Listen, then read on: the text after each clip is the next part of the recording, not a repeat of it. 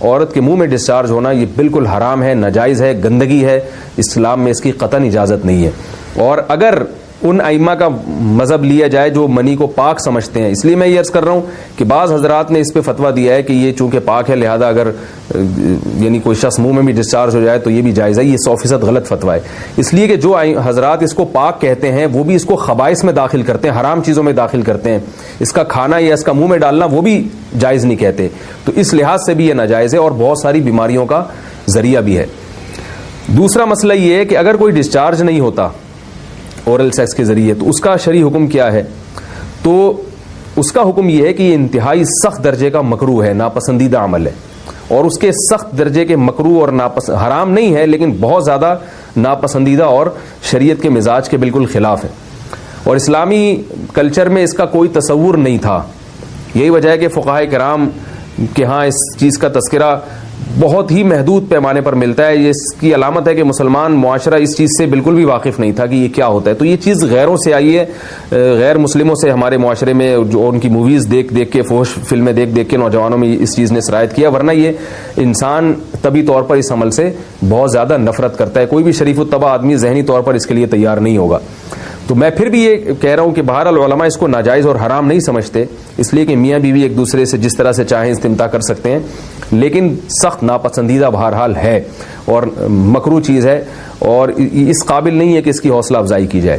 یہ اس کے بارے میں ہے کہ جب یعنی جو ہے وہ ادخال کیا جائے اس فم کے اندر, اس جو ہے مرد اس میں باقاعدہ جو ہے وہ تلذذ حاصل کرے. اگر ایسا نہ ہو بلکہ باہر سے استمتاع کیا جائے, جیسے بعض جگہ ایسا ہوتا ہے کہ کیا نام ہے, عورت کو اس چیز سے گھن آتی ہے کہ وہ اپنے منہ میں اس گندگی کو لے کر جائے, تو پھر بعض شوہر زوجہ کو مجبور کرتے ہیں کسنگ وغیرہ پر, تو یہ کم درجے کی کراہت ہے. یعنی یہ بھی ناپسندیدہ تو ہے مگر یہ اس درجے کا مکروہ, اس درجے کا ناپسندیدہ نہیں ہے. دوسری بات یہ کہ یہ جو میں نے پوری ڈیٹیل بیان کی ہے یہ اس صورت میں ہے اس کے مکروہ اور ناپسندیدہ ہونا کہ عورت اس کے لیے ذہنی طور پر آمادہ ہو. یہ بات خوب یاد رکھیں, اگر عورت کو اس عمل سے گھن آتی ہے تو پھر مرد بیوی کو اس کام پر مجبور ہرگز نہیں کر سکتا, کیونکہ یہ نکاح کے جو ایگریمنٹ ہے, مقتضیات ہیں, اس کے خلاف ہے. یعنی یہ اس میں داخل نہیں ہے. عورت اپنے آپ کو ہم بستری سے تو نہیں روک سکتی, مرد جب چاہے گا بیوی سے ہم بستری کر سکتا ہے, عورت کو اجازت نہیں ہے, لیکن خاص اس عمل سے عورت مرد کو روک سکتی ہے اگر وہ ذہنی طور پر اس کے لیے آمادہ نہیں ہے. یہ تو میں نے اورل سیکس سے متعلق کچھ فقہی احکام بیان کیے ہیں.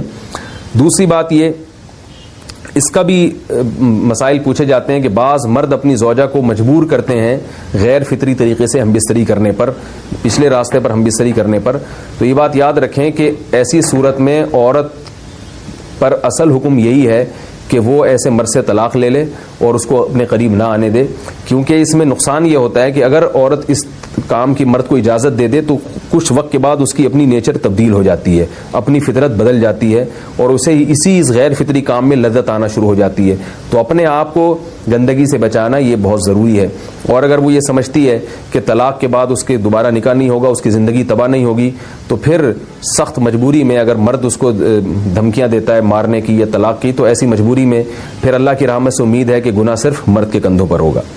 ایک اور علمی نقطے کی بات ہمیں یہ پتہ چلتی ہے اس آیت میں کہ نساؤکم حرث لکم, اللہ تعالیٰ نے نکاح کا بنیادی مقصد حرث بتایا ہے, یعنی نسل بڑھانا. تو یہ جو فیملی پلاننگ والے آج جس دعوت کو لے کے چل رہے ہیں کہ بچے دو ہی اچھے, یہ جو پوری دنیا میں ایک تحریک چل رہی ہے, یہ قرآن و سنت کے 100% خلاف ہے. قرآن کے واضح نصوص اور احادیث تو اس بارے میں بہت ہی تفصیل سے ہیں. میری جو کتاب ہے ایک سے زائد شادیوں کی ضرورت کیوں, اس میں تقریباً 50 صفحے میں نے صرف اسی پر لکھے ہیں کہ اسلام نسل بڑھانے پر بہت زیادہ حریص ہے. اسلام چاہتا ہے کہ مسلمانوں کی نسل بڑھے.